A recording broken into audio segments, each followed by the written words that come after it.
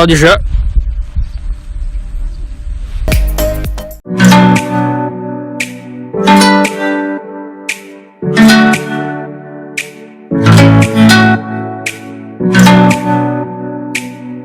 We're now in Inner Mongolia's Kubuchi Desert, and I'm Gong Zhe, and you are? I'm CGTN reporter Hu Chao. Yeah, from our TV channel. And now we're here to tell you the stories about the Kubuchi Desert and how local people are tackling with the sand dunes right behind us. Well, first of all, it's nice weather today, right? Yeah, we have very beautiful sunshine, very blue sky. But one problem is that the sunshine is too strong for me. Yeah, it's too strong for us. Yeah. I've been here like 5 days, and I can literally see in the mirror that my skin is turning dark. And me too. Yeah, so. And you really have to make sure that you take enough suntan lotion with you, because as you can see, this place basically it has no mountains here. Yeah. It's just direct sunshine. There's no obstacles standing in between us and the sun, so we have nowhere to hide. Yeah. And talking about the desert, I think from the view here, maybe you just can't believe that we are now in the desert, because we are surrounded by all the green land. It looks like we're standing on a grassland, but actually this place is in the middle of the desert. Yeah. It's more or less like an oasis. So it's like a rain spot in a huge desert. So if you look at the view, you can see that we are in the center of this desert, and this is actually a hotel built in the center of the desert. Yeah. There's a whole hotel over there. That's very cool. Yeah. So that leads to why we are doing live in this place. Yeah. So can you explain to our viewers why we are having this live here in this place? Because we don't usually do lives near the hotel we live. But the problem here is that in the desert you don't have the mobile phone signal, so it's hard for us to transmit this live image back to the headquarters. So yesterday we did a live, and you know that didn't end very fluently. So today we're choosing the safe option to be here, to be beside the hotel, to make sure that we have the signal strong enough to transmit our images. And you can see over there. Yeah, we can take a walk over there. You can see over there that just less than a mile away, that is the desert, the sand dunes, and nothing else. You may notice that the sand dunes here appear to be a bit flat.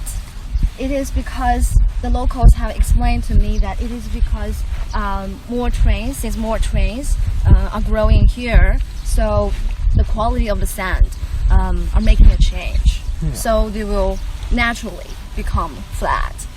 Yeah. So this is a good sign. Yeah, that's a good sign, because usually sand dunes are much higher. The higher are much higher, the lower places are much lower. It's more like a mountain. It's like a soft mountain. But for now, it's like flattened, balanced in the height. So that is already a result of the local people's effort to control the sand from moving everywhere else. Yes. And also, you may wonder how this place was turned into greenland. So we're going to talk about water, the issue of water. Water issue. So you said before that you actually asked lots of questions about how they water the plants here. Yeah. So what do you know? Yeah, because in the desert, it apparently that there's no water in the desert. All you can find is sand on the ground, cloud in the sky, and this burning hot sun. But actually, in Kubuchi Desert, one of the largest deserts in China, there is water underground. Yeah. Look over there. This is quite amazing. There's water. Yeah, you can turn there. Yeah, they've plumbed the underground water to the surface. So this is a huge benefit for Kubuchi Desert, and this is a very important reason that this place can be turned into green. Yeah. So they're not only turning the sand dunes into like oasis like this, they're also making a profit. So that is why we're calling it the Kubuchi model, because this is a business model that actually functions. So the underground water is one of the key reasons for some companies in Beijing to come here to not only greenify the desert, but also to make a profit. That is very amazing to me because that is why I was here in the first place, because I want to find out if this is possible. Yeah. This sounds too good to be true, right? So I think you have heard a lot about how this model functions, right? Yeah, I've been staying here for already 7 days, and I've talked to the locals as well as companies that have been making efforts in this great business, as well as the green projects here, and also the government. Many officials from the government, I talked to them. They told me how they helped the local individuals as well as the companies to develop ecological industries here. So we are also very pleased to be joined by one of the I can say one of the former nomads here, and he's going to talk with us. And talking about the former nomads, many of them have been living in the new rehabilitated area, a new residential village. It used to be desert and now turned into a habitable area. Yeah, and they used to be very poor, but now they've become, I can see, very rich people because of the ecological industry here. So here, he is. Hello. Let us introduce you our guest. Yeah, this is 孟克达莱, right? Yeah, and he's 40 years old, right? 您今年40岁哈。那您这个放牧的时间大概有多少年？原来这是从念书中间也放吧，就是放学以后，这是高中毕业以后是应该是98年开始放的。Okay, he said he used to do the grazing on the grassland while he was still in school, and he started to come back to his hometown and start the grazing in 1998, right? So when did you move from your old house in the desert, right, to the new residential area? 什么时候您是从这个草原上的这个旧的这个住的地方到了这个新的牧民新村呢2006年吧。2006, so that is about 12 years ago. 所以您就是12年前搬到这个牧民新村。So could you tell us more about the changes of your life?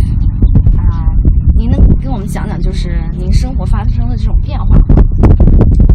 生活发生的变化吧，就第一我们那个环境的变化，就是沙漠治理面对了，还有这个产业上就是做的事情很多了，以前就放羊干草吧，干草，现在又能当生态工人，能当产业工人，还有这个旅游，是现在越来越多的人关注沙漠，沙漠是这么绿的，也关注这个沙漠的这个旅游业，所以这个我们就这个开始我们的这个以前的交通工具吧。好，稍等我来。He said he used to live on the grassland, actually in the desert, and the grassland would be very far away from the desert where he lived. And now he jumped into many new businesses, and he has become a businessman here, running various kinds of tourist industries. So we know we previously talked to him and visited his new home, a very beautiful house, and he's running he's opened a restaurant, receiving guests from all over the country, even around the world. 就是之前我们也去您家看了嘛，您就开饭店去接待一些客人什么的。就是您呢还是就是跟我们先就是描述一下哈，就是之前那个沙漠里居住是一种什么样的环境 ？Could Could you please describe to us that how bad the situation was there in your old house in the desert? 过去在那个沙漠，全是沙漠为什么？这个条件很不好，是没有路。Well, his house was surrounded by desert and had no road at all. The traffic, there was no traffic at all. 那你怎么出门呢？如果没有路的话？是 Yeah, how? 骆驼骑马，就是骆驼和马是我们的交通工具，现在都变成这个旅游上的接待游客体验的这个。So the thing is, in the previous time, there is no road in the desert around his house, so he has no access to like vehicles or motorbikes. So all he can ride in the desert are horses and camels. So that's really a big difference here, because nowadays he's driving his car, driving his vehicles, and to give the tourists a car tour and to maybe to like drive around in this area, because we have roads now and we have vehicles imported to this place. Yeah, he has modern house, modern vehicles, all the things that you use in the modern big city, they all have here. 就是您现在有车，是吧？有房，就是基本上大城市有的这些现代的这些所有的物品，基本上你们现在在这儿都有了啊。So how do you enjoy your life now? 你现在觉得生活怎么样？你喜欢现在的这种生活吗？ Because we know that you previously you are a nomad. You were living a very different life over there in the desert. And now you lead a very modern life. So do you enjoy the present situation? 就是您之前过着那种游牧的生活，那是跟现在的这种城市生活是完全不一样的。你喜欢这种变化？喜欢就是我们要的。喜欢。He said he likes it, and this is exactly what they want. 过去是沙漠是危害的，就是从恐惧喜欢上而且是从沙漠去到地，就是我们现在已经离不开这个沙漠了。那以前这沙漠可怕在哪儿？可怕它是一个热，而且一刮风的话，它是周围都是沙漠嘛，就是刮在脸上都是打在脸上都是疼的。So the thing is that in the previous time when he lives in the desert, there's huge wind that can blow up the sand and hit on his face that hurts. So but now he's living in the city area, so there's and surrounded by trees, so there's no more sandstorms around his house, and he does not need to fear the desert anymore. And now he likes it because that is the source of his income. So it's like a hatred and love thing. Yeah. 过去沙漠是把你逼着，让你杀进人退，就是我们那个生活环境吧。你要是再不治理的话，就让沙漠给埋了。And he said in the past, the desert forced the people to leave their home. But now, Escape from the sand. but now they stand up and fight with the desert and making profits in that. Yeah. Now they're fighting back instead of running away. So you also talk about the lakes here. Altogether, we have 7 lakes here. 七星湖。现在是保护起来，没有这个治沙的话，他们不敢行驶。Yeah, you talked about the 7 lakes here, very beautiful lakes in the desert, and he feels very happy that because of we're trying to protect this place, these lakes have been well preserved as well. And he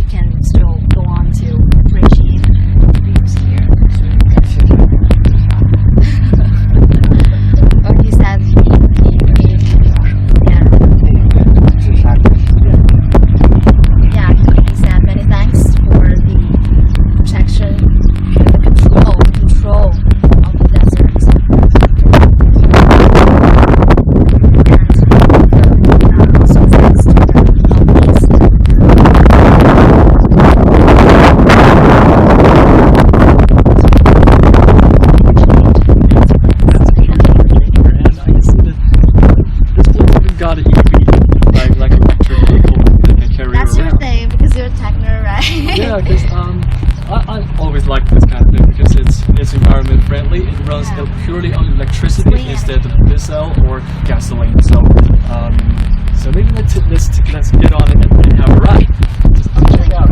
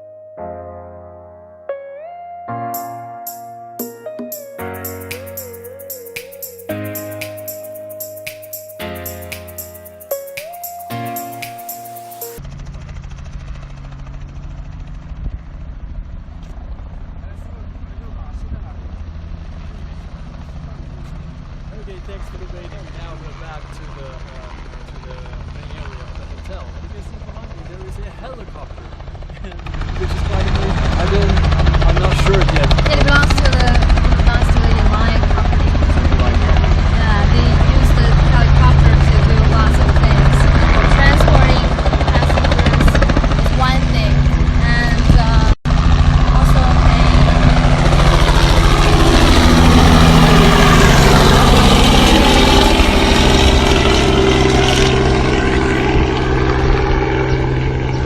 It can be quite noisy outside, so we're moving inside of the building to make sure that you're here as well. There are many buildings around this hotel, and this one looks very special. yeah, take a look. Can you guess what is it? I don't know. First time I came here, I asked, is it the Louvre? Well, actually, it's a warm house, right? With all the kinds of desert plants Yeah, it's a showcase. displayed in it. So we can go inside now. Yeah, let's go inside now. Check out what is there. And first, you can see there are one dinosaur and another, big gorilla over there. This is all for the tourists, right? So you can see this is really a nice place to visit when you're in the desert. Yeah, it's more like a tourist attraction. And I also, Oops. did you see that lots of visitors taking their children here? What happened? Yeah, lots of kids playing in the desert. Okay, here we are. Okay. Now we're inside the house, so we don't need to worry about that gorilla coming up.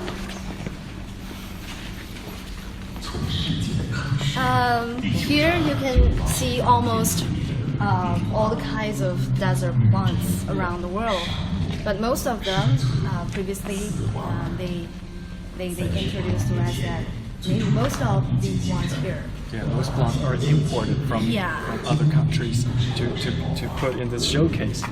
You see, there are various kinds of them. I'm not a biologist, so I don't know what species they belong to. They look beautiful. Yeah, but they look very beautiful. In Kubuchi, most of the plants are are like dry resistance. I think they have very good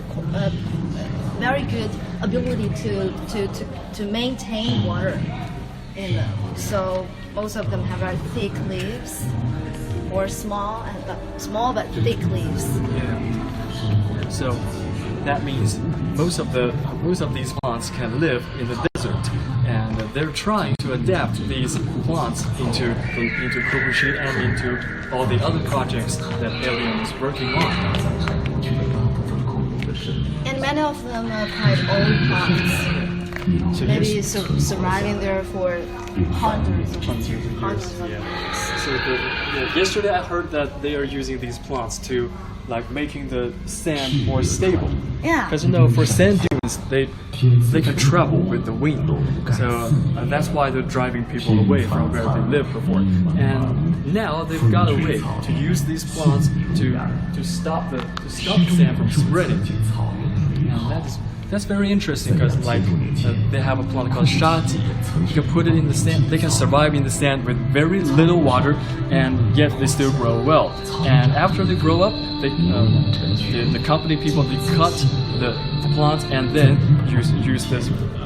They cut out the leaves or the they cut out the leaves and then plant it into somewhere else.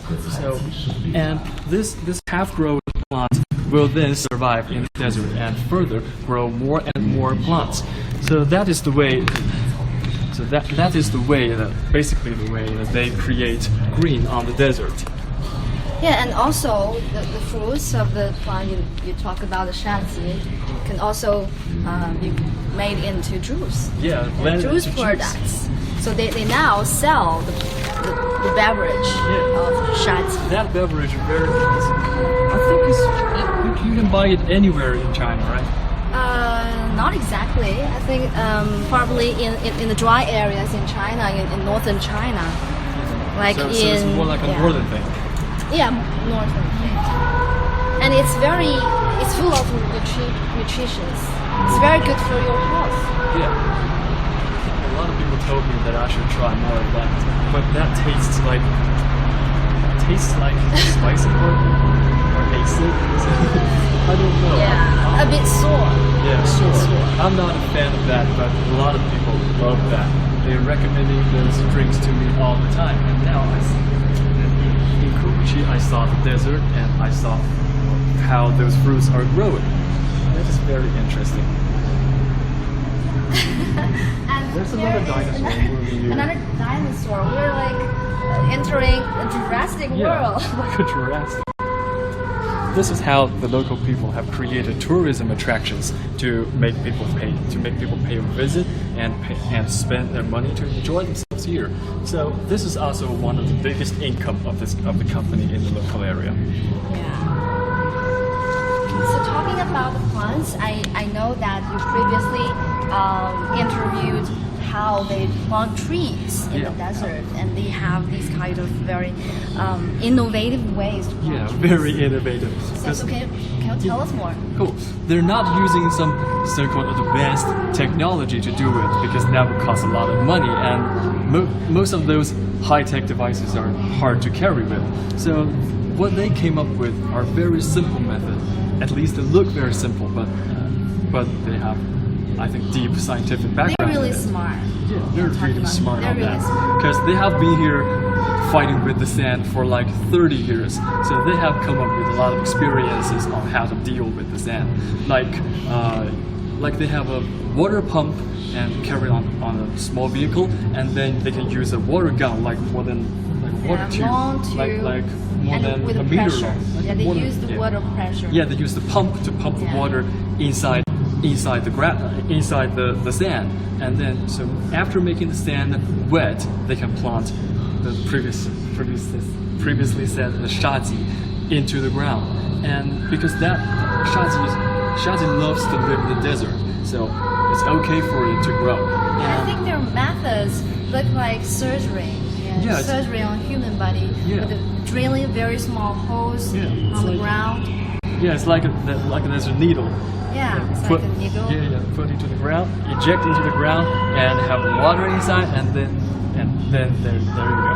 And I also asked the desert experts there why they use such a method to plant trees. They explained to me that it is because if you open a hole or dig a hole in the desert too much, if it's too wide, it's not good to maintain water. The water will evaporate. Yeah, they vibrate. Yeah, They so escape from the land. they think of this idea, drilling holes in the desert, and they just use 10 seconds, right? Yeah, 10 it took seconds just- to plant one tree. Yeah, it just took 10 Very seconds. efficient. So normally you have to use a shovel to dig a big that's hole old school. and then put the tree into the young tree into it, and then bury its root. But that's too much work for the local people to get done. So that's why they invented this interesting method to plant trees very fast, like 10 or even like 30 times faster.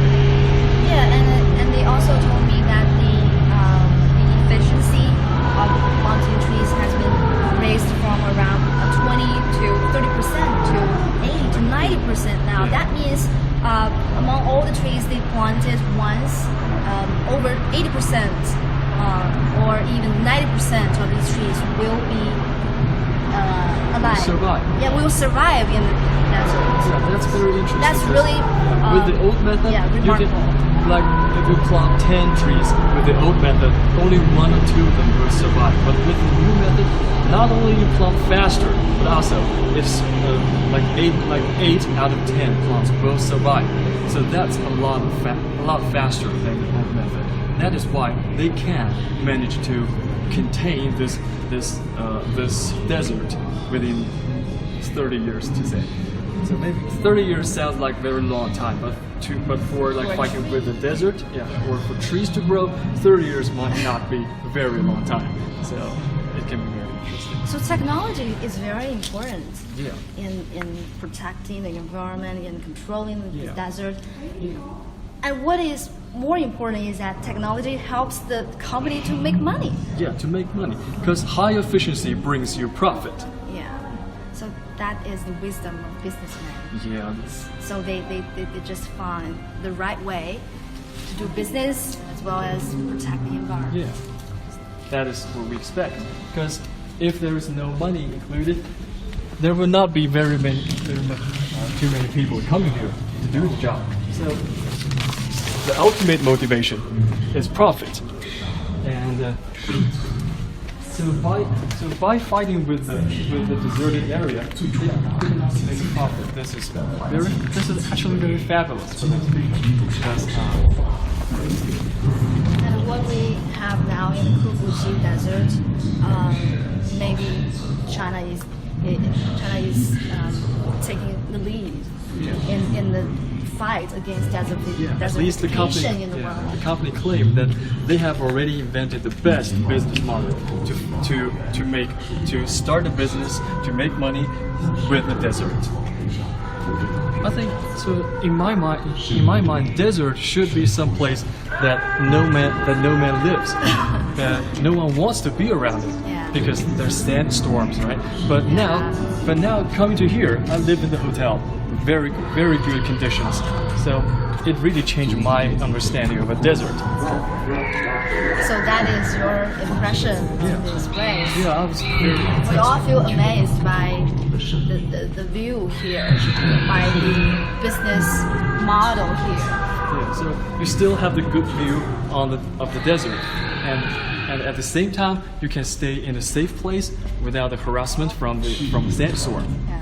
But there is one problem that I find very troubling because this place, although it has some electricity, but the cell phone signal is really not that good compared